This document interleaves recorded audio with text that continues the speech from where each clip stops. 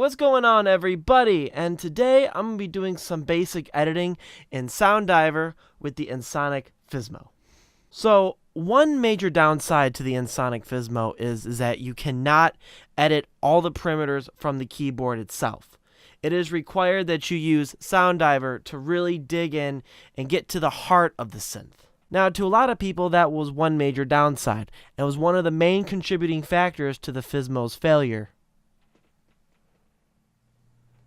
Now, before I go any further, I just want to say that there was an OEM version of SoundDiver, specifically for the Fizmo.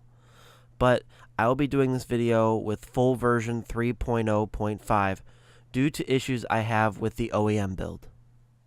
Now, if you don't know what SoundDiver is or was, it was a program released in the late 90s by Emagic designed for controlling and editing all kinds of electronic music gear, synthesizers included, and not just for the Fizmo.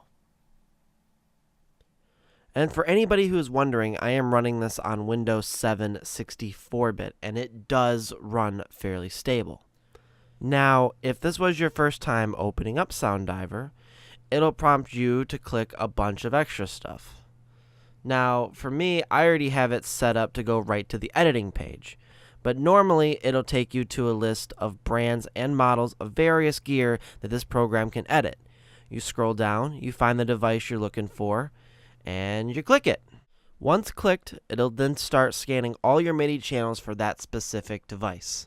Then once scanned and hoping it works correctly, it'll take you to the list of the Fizmo's onboard presets. Now, in the entire time I've been using SoundDiver, I have never been able to get this to work right. I'm always left with a blank list. So now we're going to initiate a blank patch, and there we go. We're on the editing screen. So whenever you initiate a brand new patch, the sawtooth waveform is always going to be the default. And whenever you click any of the sliders or the knobs on here, it's always going to play a short bit of the sound to tell you that, hey, you modified it. But we're not going to be going into the waveforms. We're going to be kicking off with the transwave waveforms.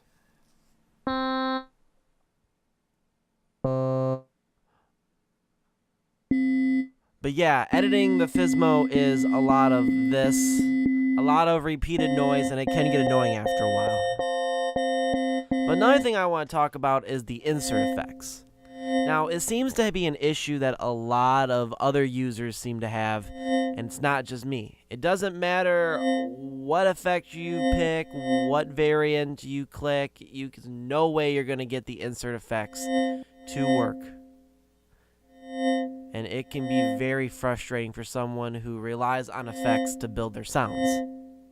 But that's not the same with the global reverb. The global reverb does work, and it works quite well.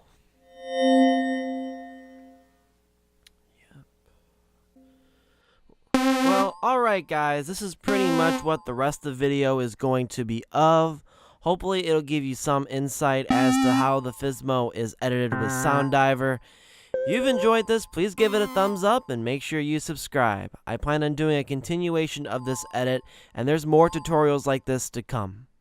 I am Bon Lucas, and enjoy the sounds of the Ensoniq Fizmo.